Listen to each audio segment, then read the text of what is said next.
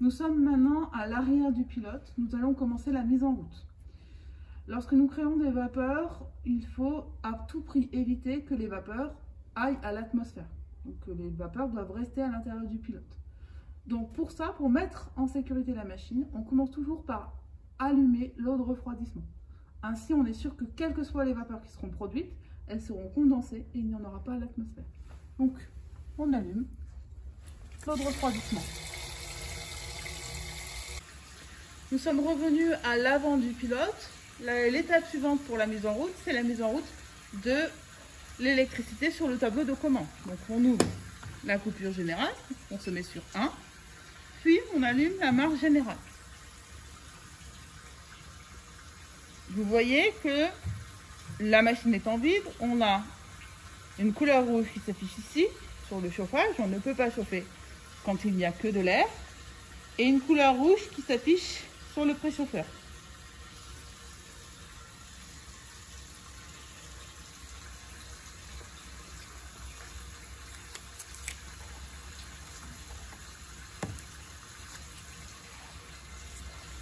Donc, une fois que le pilote est allumé, on a en face de nous un synoptique. Donc un synoptique, c'est une représentation sur écran du pilote, sur lequel on va pouvoir faire différentes manipulations et lire différentes valeurs. On peut lire les températures tout le long de la colonne, du bas de la colonne au haut de la colonne. On peut lire la température à la tête de la colonne, donc à l'endroit où on récupère le distillat. On peut lire le débit, on peut lire la température de préchauffage, on peut lire la différence de pression à l'intérieur de la colonne. Et on peut lire aussi le temps de reflux et le temps de souterrain. Il est temps maintenant d'expliquer un petit peu ce que c'est que ces grandeurs-là. Alors, pourquoi on mesure la différence de pression à l'intérieur d'une colonne? Parce qu'en fait, il peut y avoir des phénomènes dangereux d'engorgement, c'est-à-dire une surpression dans la colonne qui empêche le liquide qui est condensé de tomber dans le réacteur. Donc pour l'éviter, on a une régulation de la différence de pression dans la colonne. Comment on reconnaît une régulation? Une régulation, on peut soit en être en mode automatique avec un A qui s'affiche, soit être en mode manuel avec un M qui s'affiche.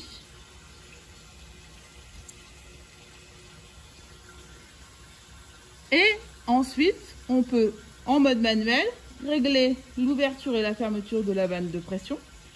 En mode automatique, régler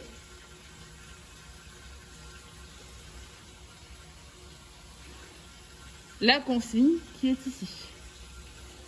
Pour régler la consigne, on clique là. Et on va pouvoir régler la consigne qui s'appelle SP. Ici, par exemple, je peux vouloir avoir encore moins de différence de pression et mettre 0,5 entrée. Et là, j'ai réglé une nouvelle consigne. Donc, la machine va faire en sorte que la différence de pression soit exclusivement en dessous de 0,5 millibars.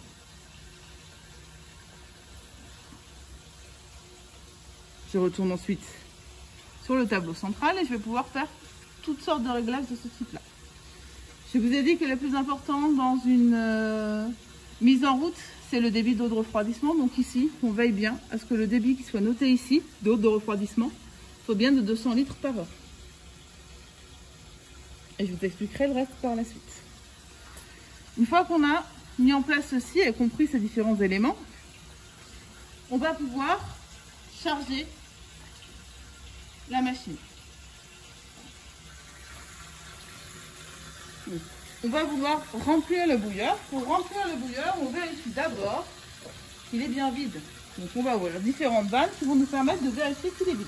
Celle-ci, et vous voyez, il reste un peu de liquide. On la referme ensuite. On fait pareil pour les bacs de recette.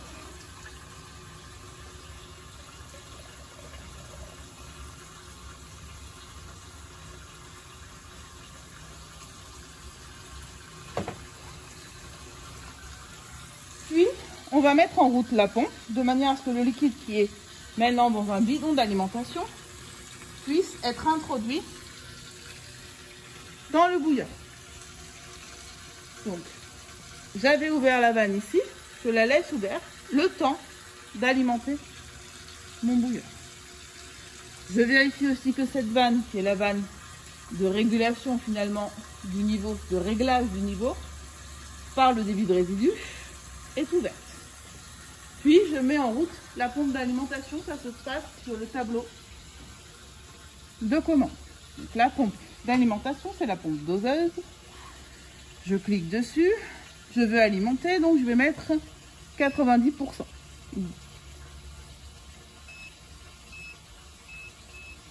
Voilà.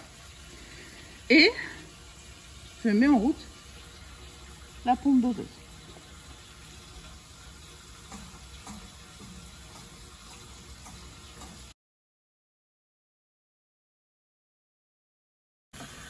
Nous sommes maintenant sur la fin du chargement du réacteur. Donc vous pouvez voir que le liquide s'écoule depuis le haut du réacteur pour le remplir. Et si vous regardez sur le bac de recette du résidu, vous voyez que le liquide s'écoule à l'intérieur par débordement. Je vous conseille de toujours positionner en dessous un bécher dans lequel le liquide va s'écouler du résidu, parce qu'en fait, le bac de recette ne contient que 500 ml. Et si vous regardez la vitesse à laquelle ça coule, il est très difficile de gérer la vidange de ce réservoir lors de la manipulation. Maintenant que nous avons chargé le réacteur, nous allons retourner sur le panneau de commande pour mettre en route la chauffe, qui se situe ici. Donc on met en route la chauffe. Comme nous avons dit que nous voulions mettre en place un liquide qui arrive à la bonne température à l'intérieur de la colonne, on continue d'alimenter, donc on va aussi préchauffer. On allume le préchauffage. On garde pour le moment les réglages qui sont préinstallés et nous verrons après comment les régler lorsque la manipulation sera au régime. Pour mettre une manipulation au régime, on va passer par un mode transitoire dans lequel on va positionner le curseur ici sur reflux. Pourquoi reflux? Parce qu'on va devoir se positionner à reflux total. Le reflux total signifie qu'on ne récupère aucun distillat. Donc la vanne de récupération du distillat reste fermée. On fait ceci pour chauffer la colonne et s'assurer que lorsqu'on ouvrira la vanne de récupération du distillat, ce qu'on aura en tête de colonne, ce sera le composé volatile le plus pur possible.